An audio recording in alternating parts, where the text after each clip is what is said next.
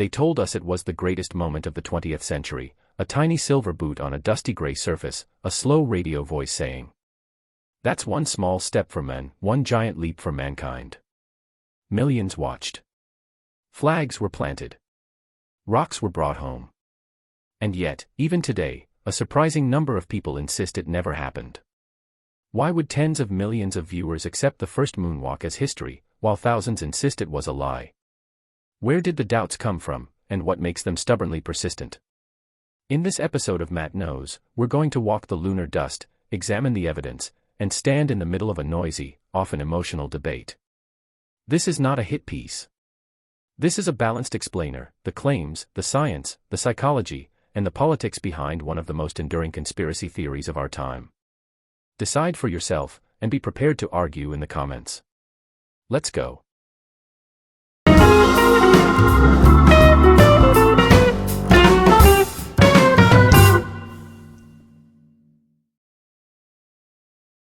July 16, 1969. A Saturn V rocket launched from Cape Kennedy carrying 3 astronauts, Neil Armstrong, Michael Collins, and Edwin "Buzz" Aldrin, on Apollo 11 toward the moon. 4 days later, on July 20th, Armstrong and Aldrin landed the lunar module, Eagle, in the Sea of Tranquility.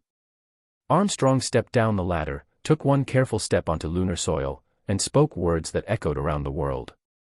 They collected samples, took photographs, set up experiments, then returned safely to Earth on July 24th. Those events are the official record.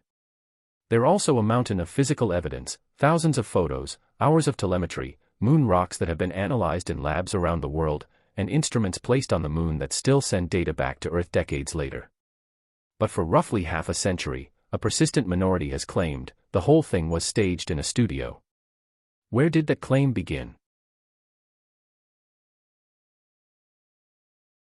The modern moon landing hoax movement traces back to a single, influential book published in 1976 by Bill Kaysing. Kaysing had worked as a technical writer in the rocket industry.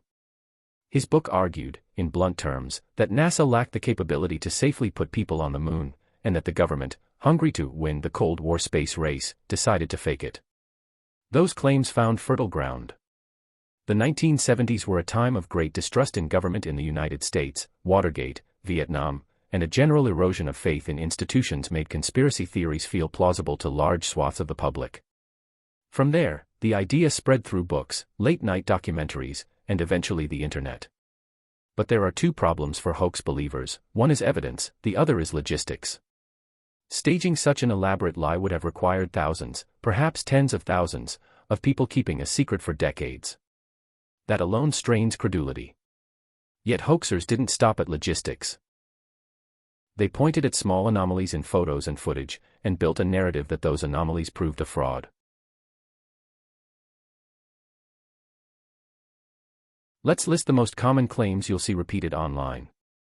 No stars in the photos, the lunar sky is black, but there are no stars visible in surface photos.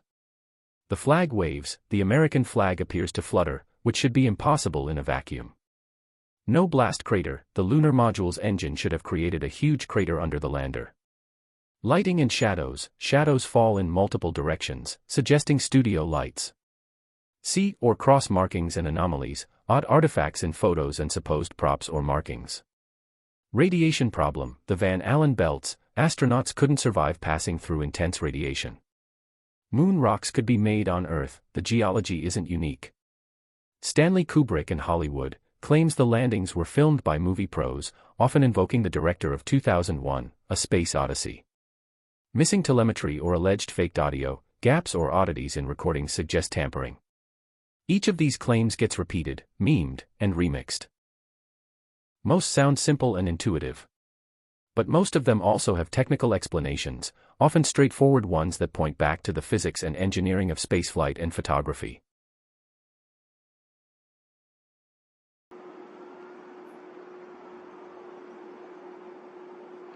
Claim, there are no stars in the lunar photos, therefore they were shot on a set.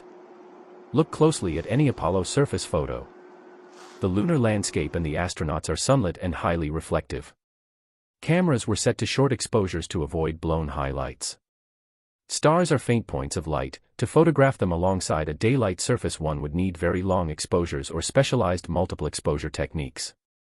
In short, the camera settings that correctly expose the bright lunar surface will not show stars. This is basic photography. Claim: the flag waves. In a vacuum, a flag shouldn't move.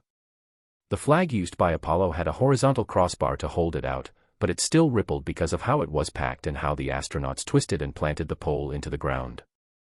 The movement you see is mechanical motion from handling. Once set, the flag doesn't flutter like a wind-loved banner on Earth. The ripples are frozen into the cloth, they're not evidence of wind.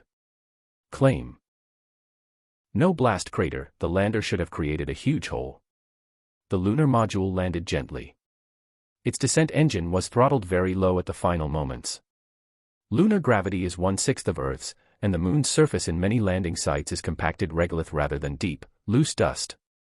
At the distances and engine settings involved, the exhaust disperses and doesn't excavate a dramatic crater beneath the pads. Photos of other lunar landers, and even of modern landings, show the same lack of deep cratering. Claim: shadows fall in different directions, so studio lighting was used. On uneven terrain, with a single sun and reflective lunar regolith, shadows can look odd, especially when the camera angle distorts perspective. Bright sunlight reflecting off the ground can fill in areas that otherwise appear in shadow, producing complex lighting. Multiple light sources aren't necessary to create the observed effects. Claim: strange markings like a letter C appear on rocks, props. Many alleged props are simply artifacts from film processing, dust on the negative, or oddities of the camera or scanning process. In several high-profile cases, the C turned out to be a hair or other contamination on an early print, not something left on the moon. Each of these photographic explanations is technical, but testable. Experts in photography, optics, and film processing have replicated the effects under controlled conditions and shown how they arise naturally.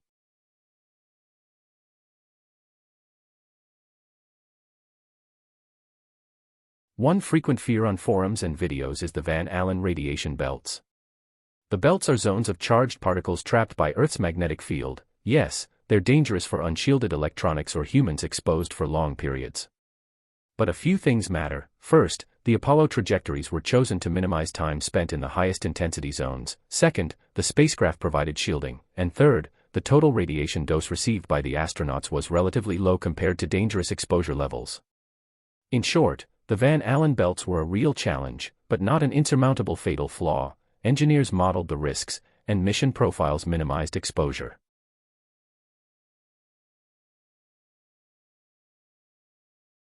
Two categories of physical evidence are particularly compelling. First, moon rocks.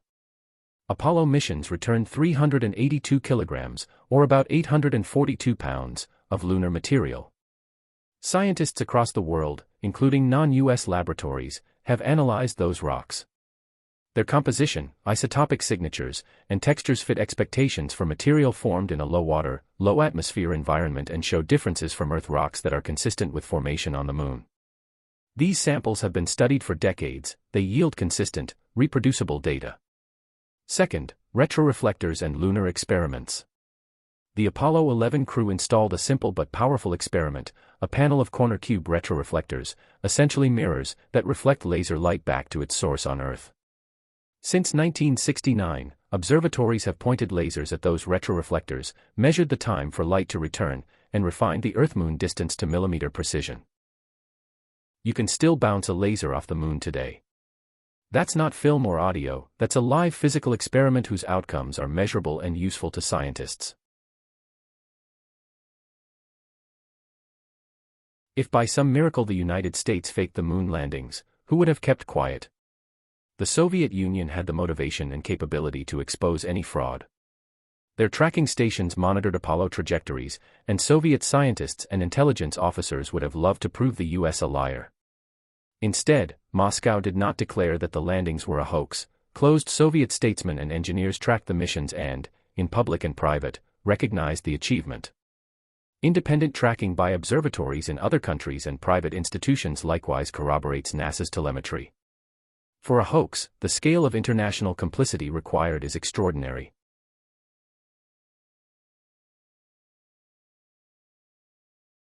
So if the technical and physical evidence is strong, why does disbelief persist, especially decades after the missions? There are multiple reasons, and they're not all about ignorance. First, psychology. Conspiracy thinking meets basic human needs, to find patterns, to reduce complexity into a story, and to regain a sense of control in an uncertain world. If institutions are seen as untrustworthy, conspiracies look plausible. Second, media and incentives. Books, TV shows, and viral videos that claim what they don't want you to know attract attention. Controversy sells. Content creators know that a strong claim, even one easily debunked, will generate views, clicks, and ad dollars. Third, politics and identity. Distrust in government often correlates with political identity. Surveys show that belief in conspiracies tends to cluster with broader anti-establishment attitudes. Finally, technical illiteracy. Many of the hoax arguments rely on misunderstandings of photography, vacuum physics, or orbital mechanics. Without the background to evaluate those explanations, a plausible-sounding alternative can seem convincing. How many people actually believe the moon landing was faked? Polls differ by wording and timing, but the best evidence suggests a small but persistent minority. Different surveys over the years have returned figures ranging from roughly 5% to around 20% in occasional polls, depending on how the question is asked. More recent, carefully designed surveys tend to place the number in the single digits in the United States, though global numbers vary by country and context. Belief is not evenly distributed. Studies show conspiracy belief correlates with lower trust in institutions and sometimes with particular political identities or educational levels. But it's important to remember, even if only a small fraction of people actively believe the hoax, the cultural footprint of the idea is large thanks to media and online echo chambers. When we look at the moon landing debate, two errors are tempting. On one side, dismissing all doubters as irrational, which pushes them into tighter groups and reinforces identity-based resistance. On the other side, amplifying weak claims without scrutiny, which gives fringe ideas oxygen. A balanced approach listens, explains, and provides verifiable evidence. If someone is genuinely curious or skeptical, offering clear demonstrations, point to the retroreflector experiments, the international tracking records, the geochemical signatures of lunar rocks, helps. If someone is performing skepticism for ideological reasons, facts alone may not change their mind. In those cases, understanding the social and emotional drivers behind the belief becomes essential. One persistent subclaim is dramatic. Stanley Kubrick filmed the moon landing on a sound stage. The story thrives because Kubrick made 2001, A Space Odyssey, an iconic film with stunning visuals. But it's circumstantial at best. Directors, cinematographers, and film historians dismiss the idea. Kubrick had no documented arrangement with the US government, no whistleblowers with verifiable evidence, and no credible motive that fits the historical record. Cinematic mythmaking matters because it shows how pop culture and plausible-sounding narratives can entangle with real events. It's entertaining, and that makes it sticky. But entertainment is not proof. Today, new missions to the moon by other countries, and high-resolution orbital photography from lunar probes, have imaged Apollo landing sites, showing landers' shadows, footpaths, and equipment arrays from orbit. Modern missions, like China's lunar program and other international probes, have confirmed the presence of hardware at Apollo sites. Those independent observations strengthen the case that hardware is where NASA says it is. We're also in a new space age. Private and national programs plan to return humans to the lunar surface. Each future mission provides a chance to revisit Apollo data, compare findings, and reinforce or revise our understanding.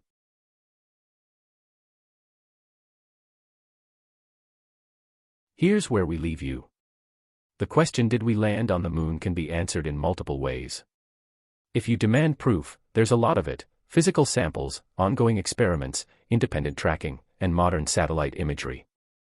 If you demand a perfect, emotionally satisfying explanation for every pixel of archival film and every oddity in an old print, that's harder.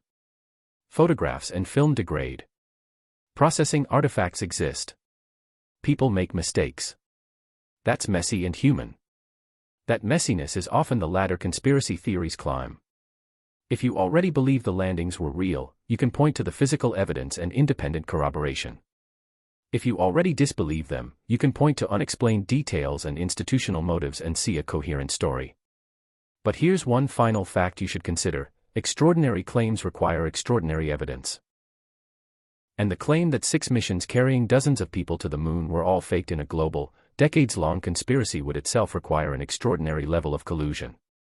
The evidence we have: retroreflectors you can still bounce lasers off, rocks whose isotopes match lunar origins, independent tracking by rivals at the height of the Cold War, is strong, concrete, and repeatable. So what do you think? Drop a comment. Do you believe we landed on the moon, or do you think it was staged? Tell us why, and be specific. Use facts, not insults. We'll highlight the most thoughtful answers in the next video. If you like this deep dive, hit like, subscribe, and ring the bell. Share the video with a friend who thinks the moon landings were fake. Let's get them to defend that claim in the comments. For now, keep asking questions, keep looking at the evidence, and, as always, stay curious. This is Matt Knows. Good night.